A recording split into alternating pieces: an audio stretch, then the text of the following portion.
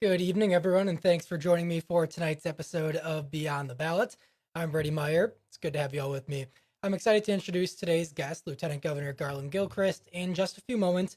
But first, we've got some headlines in politics to get into from DC to the UP. Of course, let's start off in Washington, DC, where the Senate once again has rejected a measure aimed at limiting President Donald Trump's war powers in Iran. For the seventh time this year, the measure failed to advance. This time, the vote was 49 to 50.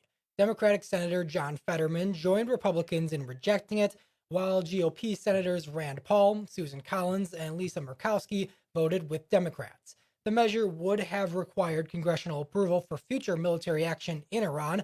In April, Senate Minority Leader Chuck Schumer announced Democrats would force a war powers vote each week that the Senate is in session for the foreseeable future.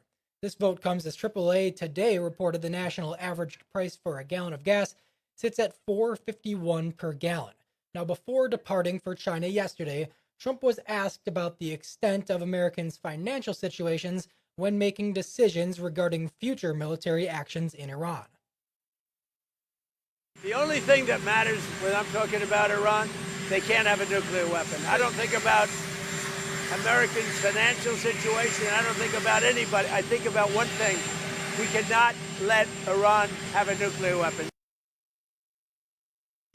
In response to what Trump had to say, a spokesperson with the Michigan Democratic Party said, Trump's indifference to the struggles of everyday people is a betrayal to every American.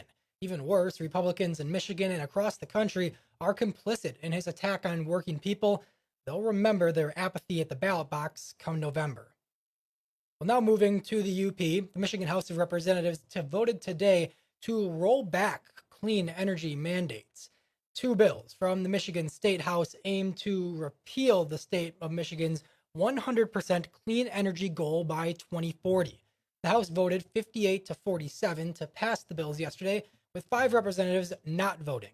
Supporters of the bill argue the rollbacks would place a greater emphasis on affordability and reliability rather than environmental justice. Opponents of it argue the repeal would undermine climate progress, increase fossil fuel dependence, and raise long-term costs. Carbon neutrality by 2040 is the physics aren't there. I mean, there will be substantively no economy left in the UP when we're trying to power ourselves on weather-dependent resources and shutting down our natural gas generators that we just put in 2018. The Environmental Council was very much in support of the 2023 Clean Energy Law when it was passed.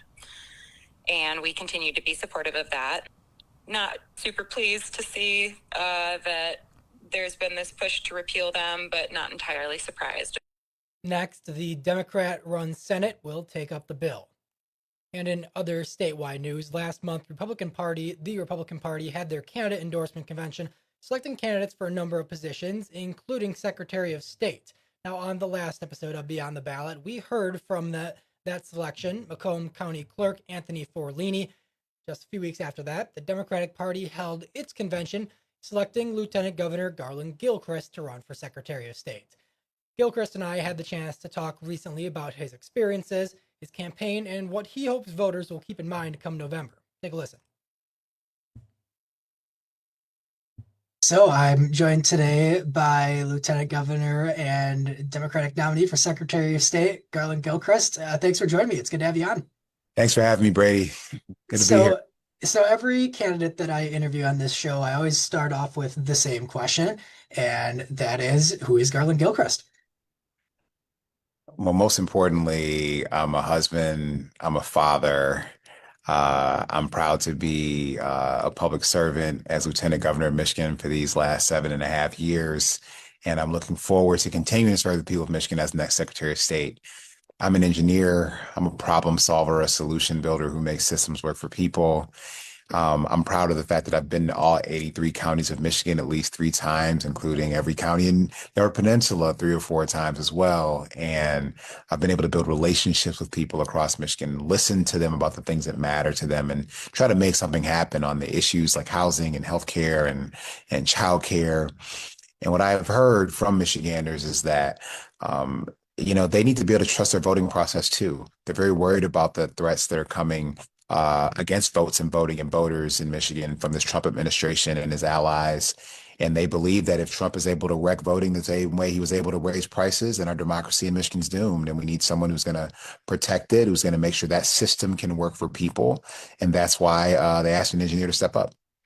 So you recently got the Democratic nomination against, two other candidates. What does that support from the party say about you and the campaign that you're running?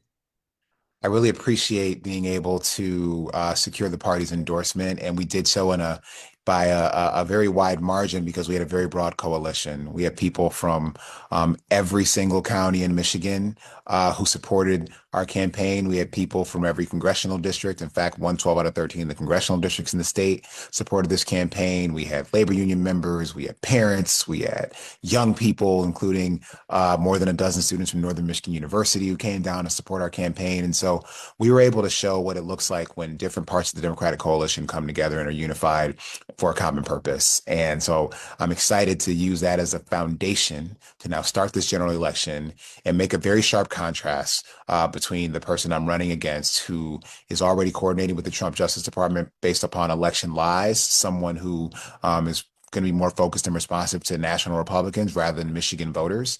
And my job is to make sure that we can have a process for voting, a process for licensing and registration, a process for protecting people's data and information that works for Michiganders. So I do generally like to keep these interviews focused on the person I'm talking with, but since we have known, I guess, since even longer than we've known that you are going to be the party's nominee, who the Republicans have nominated, did that change at all your campaign or what you're focusing on, or is your campaign the same regardless of whoever came out of the Republican primary or convention? No, our story is focused on serving Michiganders, on again protecting their ability to vote and trust it and have it count from any kind of administration or frankly just the lies that come at voters from the other side and the election deniers. Our campaign's focused on protecting Michiganders' data and privacy from surveillance from the Trump administration and for abuses from the biggest tech companies in the country and in the world. And as a software developer, I uniquely know how to get that done. And it's about delivering 21st century services to people in every county and every community and every corner of Michigan from this Secretary of State's office that has more than 130 branch offices across the state of Michigan serving people every day. So when you first had announced your plans for this year, you were announced you were going to be running for the governor primary, and then you switched over to Secretary of State. Why did you decide that this was the better fit for you this year? For the exact reason that I mentioned earlier. People across Michigan telling me that if they can't use the voting process to be able to vote for people they support who share their values, we can't fix the systems that are failing us. We can't vote in people who will protect our environment and natural resources in the beautiful Great Lakes state. We can't vote in people who are going to get the big corporate money out of politics and end its domination. We can't vote for people who are going to fully fund public education. And so they wanted an engineer to be a guardian for that system, to make sure that it can still work. And they wanted someone who can deliver 21st century services for all the other elements of the Secretary of State's office too, making sure that, you can get good service if you drop into an office, even without an appointment, that is fast and respects your time, making sure that people can again have their data and privacy protected from surveillance from an administration that wants to use that information to target people and has sued 20 states, including Michigan, to get it, but also protecting it from those big tech companies that want to, build products without people's permission, use data, feed them data models without their consent, and feed it through data centers that people don't want in their communities. Well, I know how to stop that. So I imagine that you've worked pretty closely with the current Secretary of State and her office. In what ways would you like to continue doing what she has already started in the last 8 years, should you get elected? There's been a lot of progress made in several areas. The ability to make an appointment has been a game changer for convenience for a lot of people who need to get their services done from branch offices. Also, the rollouts of things like kiosks in a lot of locations like Myers and others has really increased the convenience for certain services that can be handled outside of a branch office. We also the mobile units that have started, we need to scale those up more. But I'm going to make sure that we add to the convenience by making sure that if you don't have an appointment and you are able to find time in your day to drop in, that we can still get you in and out quickly by resourcing those branch offices and those professionals appropriately.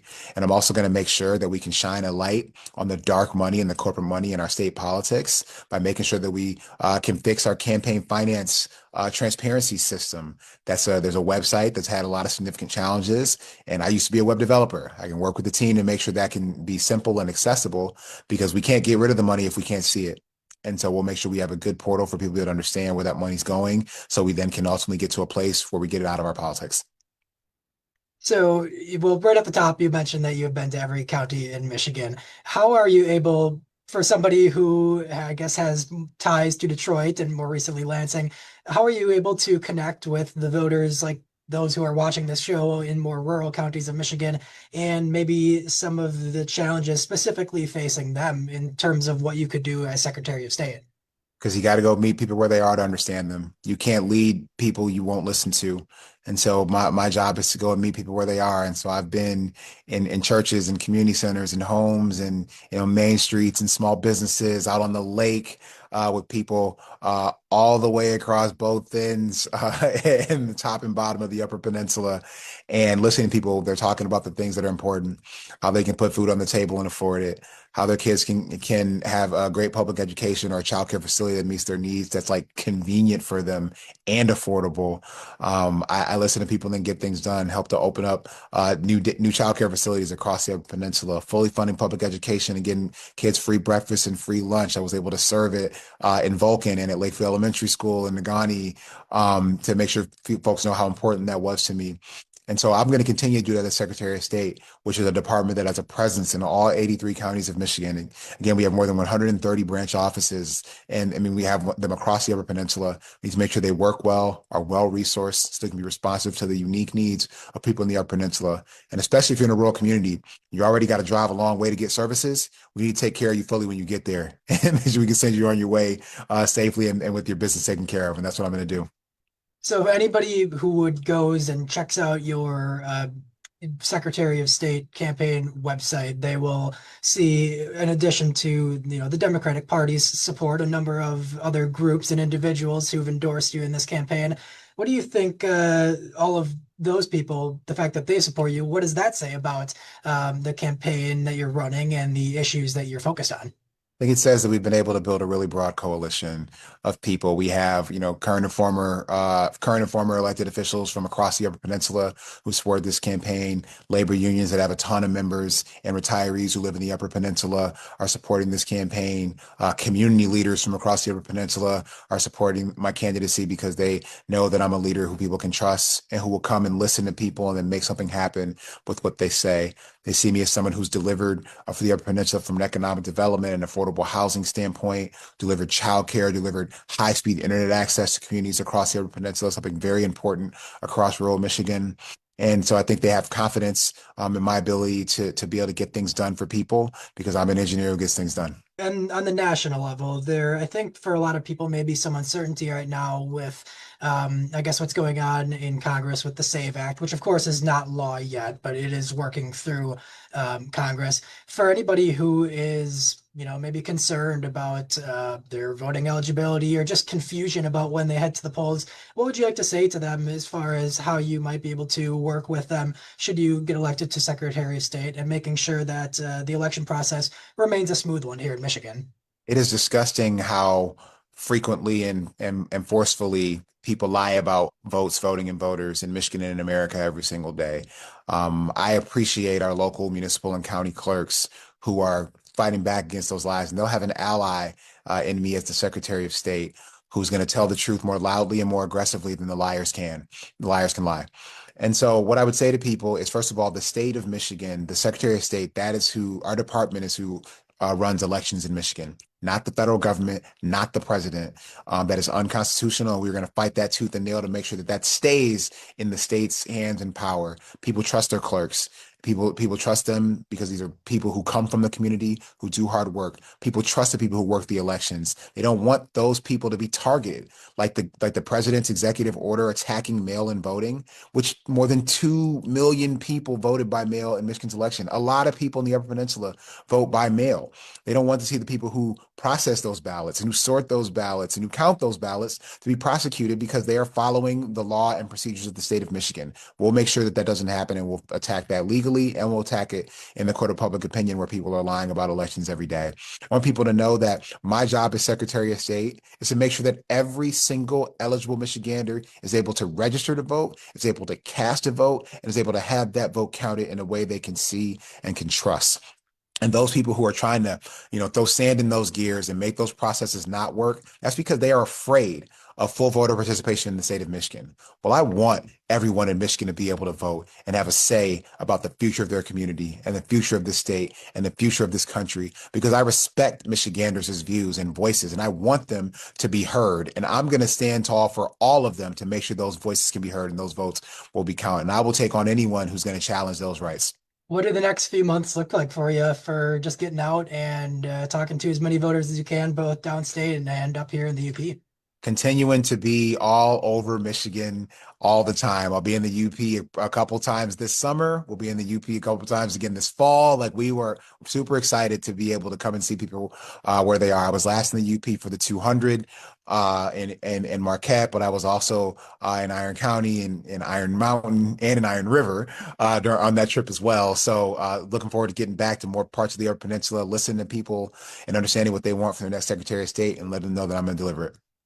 That just about wraps up everything that I had. But before I let you go, is there any last things that we haven't touched on yet, or just final words that you hope those watching keep in mind as they follow this race throughout the summer and heading up to the general election?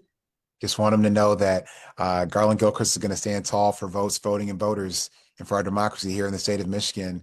And will be your advocate and be your partner and be your ally, be your champion as the next Secretary of State to open wide this doorway to freedom and opportunity and possibility in Michigan. Because the way the Secretary of State's office, the way it receives you, the way it sees you and responds to you, will let you know that you are part of something big and important here in Michigan, rather than casting you aside. You come to the Secretary of State's office to get something that enables you to do more. You get an ID when you're 14. You get a learner's permit when you're 15, a driver's license when you're 16. You can now pre-register to vote when you're 17 and register to vote when you're 18 years old.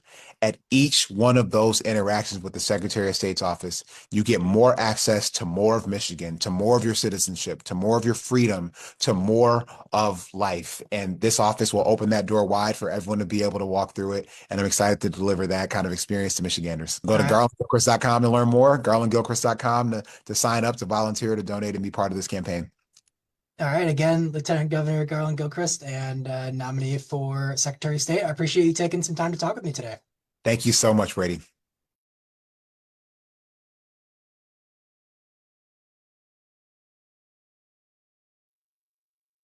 Let's try that again. That was Garlin Gilchrist, Democratic nominee for Secretary of State. If you happen to tune in during the interview, I said beforehand that I also recently talked to Gilchrist's general election opponent, Anthony Forlini. If you missed our conversation on the last episode of Beyond the Ballot, you're in luck, because on Friday, I'll be recapping what both of them had to say. Of course, if you want to hear the full interviews with either of these guys, you can check those out on demand on our website. Now, I hope to see you all again on Friday, but in the meantime, if you have any questions, feedback, or even suggestions for me moving forward, please feel free to contact me. My email is on the bottom of your screen right now. That will do it for today's episode of Beyond the Ballot. Have a great night.